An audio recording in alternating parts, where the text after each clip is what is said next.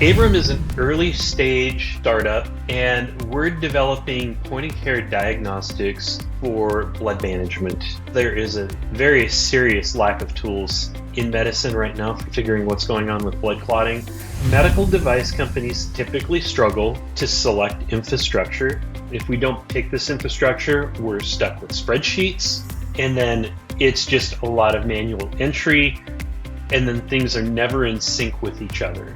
Abram Scientific chose OpenBOM to complement our quality management system requirements management solution. I was an Arena admin for 8 years. Arena is not a modern solution for PLM anymore. As soon as we saw OpenBOM, we realized technology has advanced quite a bit in the space. OpenBOM allowed us to do several things that we could not find with other solutions.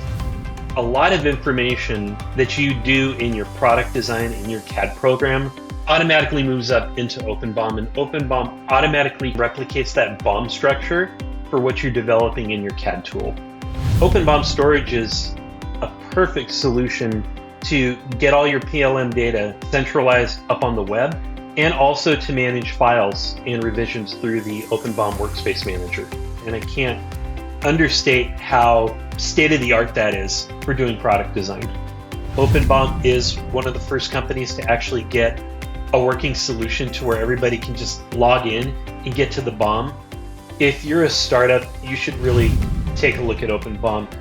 There's an integration for every major MCAD and ECAD tool that will centralize your product design, that you can have that same level of enterprise grade tools at your disposal for a very low monthly price.